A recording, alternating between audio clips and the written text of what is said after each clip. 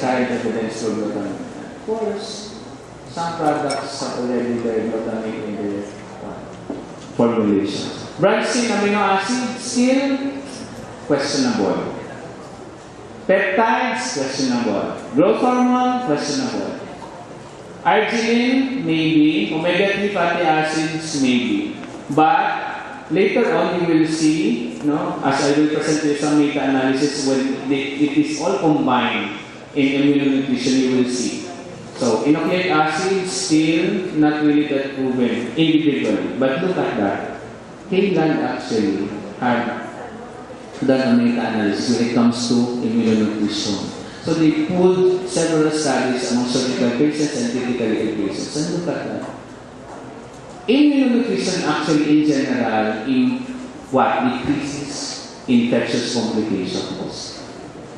So, atong giingon, kung dili paingon sa left, it favors. Kung paingon dito sa PCAS, it doesn't favor at all. So look at that.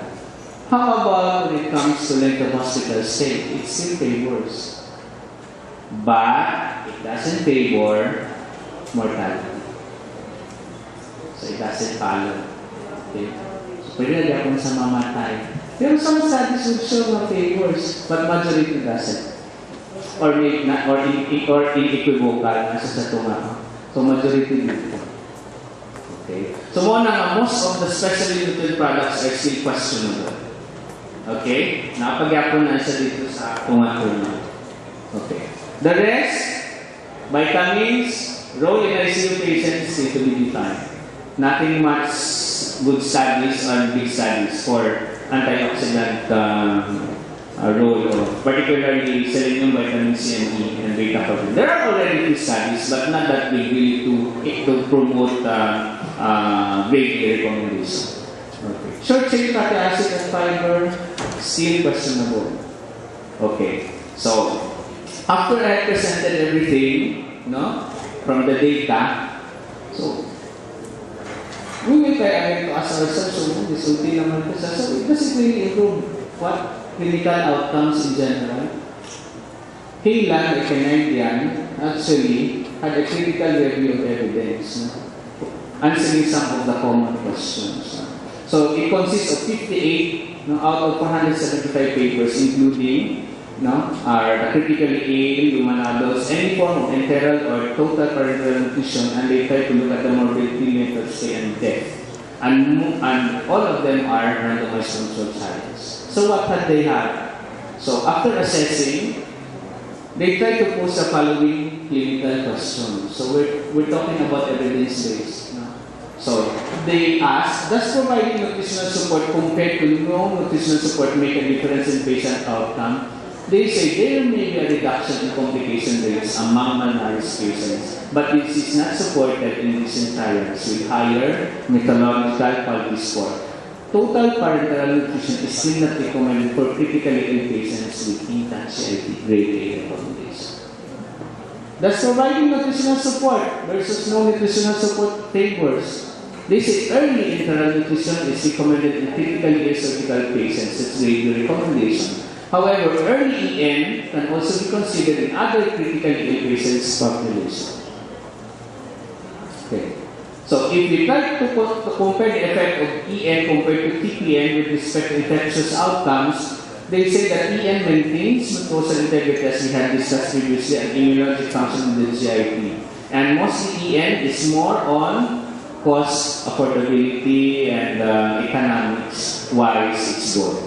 And it promotes, let's say, less mucosal permeability and greater wound healing. But however, there are only limited and blinded studies to show that it decreases the septic morbidity among abdominal trauma patients. Okay. In EN, when it comes to infectious outcomes, they say that EN is still preferred over TPN in abdominal trauma patients. And either EN or TPN among patients on head injury or who suffered head injury, and EN is still preferred in other critically ill patients. Experimental studies on the timing, will it affect? They say experimental animal studies is still level 4. That means needs to be proven. Born patients, level 3. Okay. But they say that this will confirm that early is still associated with increased catabolic response to injury and improved wound strength. In trauma patients, early versus delayed internal nutrition show conflicting results when they try to read with the evidence. Timing. How does it affect the infectious morbidity and mortality among critically ill patients? They say that evidence for reduced septic morbidity comes from one unguided study only among trauma patients. So, murag kulang pa ganyan siya. As I said, no studies can still show that promotes favorable impact on mortality. So, again, this is just to tell us that the preferred method is still enteral nutrition compared to TPN. Okay. But one thing bad is that it doesn't assure us that it will not, or that it will reduce the risk of aspiration and leukemia, which is actually my primary concern. So, I think the last question that they had is, does providing nutritional support compared to no nutritional support make a difference in patient outcome?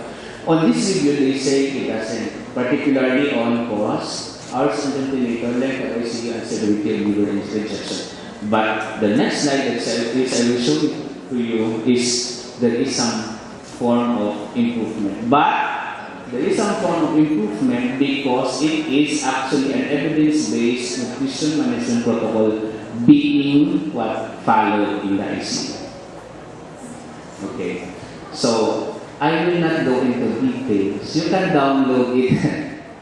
Chest Journal, no? Okay, and to try and review the algorithms, no? I just wanted you to have a bird's eye view of the study that has been done.